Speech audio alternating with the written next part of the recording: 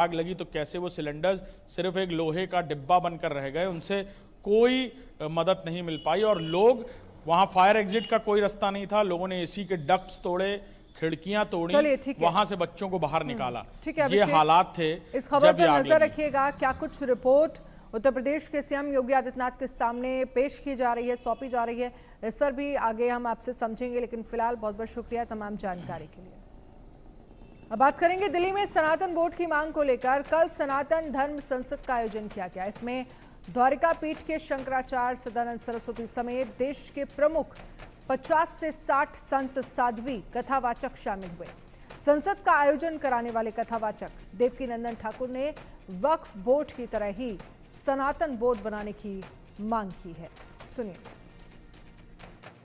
देखिए, धर्म संसद पहले से ही प्रस्तावित थी और सबको मालूम था कि 16 नवंबर को धर्म संसद होगी।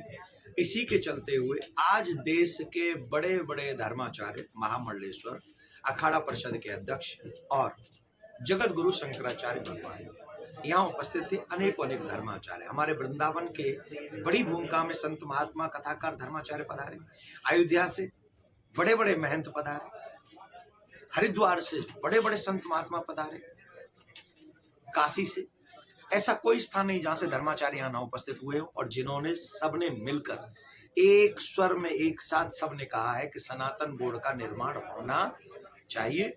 और इसमें सनातन बोर्ड जो करेगा वो करेगा मंदिर प्रणाली की पवित्रता बनाए रखना, पूजा पद्धति की पवित्रता बनाए रखना, गौशालाओं का निर्माण करना, आदि आदि जो शुभ कार्य है एजुकेशन सिस्टम में और हॉस्पिटल सिस्टम में जाके हम लोग अपने, क्योंकि मंदिर हमारे, पद्धति हमारी, व्यवस्था भी हमारी होगी। सरकार की व्यवस्था हम स्वीकार नहीं करेंगे। उसका समिति बनेगी।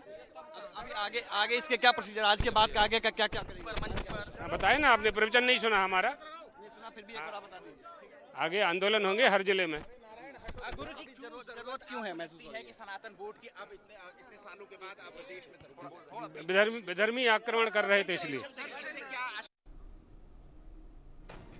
संजय शर्मा इस पर ज्यादा जानकारी के लिए हमारे साथ जुड़ गए हैं। संजय शर्मा जी, कल जो सनातन बोर्ड गठन को लेकर धर्म संसद बुलाई गई थी, इस धर्म संसद से क्या सामने निकल कर आया? देखिए, जिस तरीके से वक्फ बोर्ड ने जिस तरीके से अलग अलग कई सारे मंदिरों की संपत्तियों पर दावा किया है, कई सारे हिंदुओं के जो स्थान थे वहां पर उन्होंने दावा जताया, उसको लेकर के हिंदू संप्रदाय में, हिंदू साधु संतों में काफी बड़ी नाराजगी है। और उनका यह भी कहना है कि जिस तरीके से मुस्लिम संपत्तियों को बचाने के लिए वक्फ बोर्ड बनाया गया था, वक्फ बोर्ड का गठन किया गया था, इसी तरह से हिंदुओं के मंदिरों को बचाने के लिए, मठों को बचाने के लिए हिंदू या सनातन बोर्ड का गठन किया जाए, जिसमें मंदिरों की, मठों की संपत्तियों पर एक तरह से आप कह सकते हैं कि इनको बचाने की एक तरह से कवायद शुरू की जाए, ताकि उस पर किसी भी तरह से वक्फ बोर्ड या सरकार कोई संपत्ति पर दावा न कर सके। लेकिन इसी को लेकर के साधु संतों में भी मतभेद हैं। हमने देखा किस तरीके से विश्व हिंदू परिषद लगातार कहती रही है कि प्रशासन यानी कि सरकारी कब्जे से मुक्त होना चाहिए, हिंदू मंदिर, मठ, इनको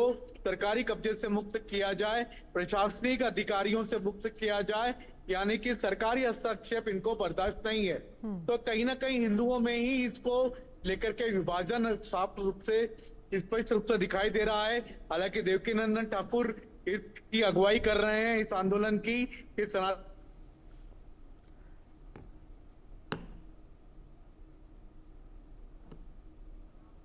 चलिए संजय, बहुत बहुत शुक्रिया तमाम जानकारी के लिए।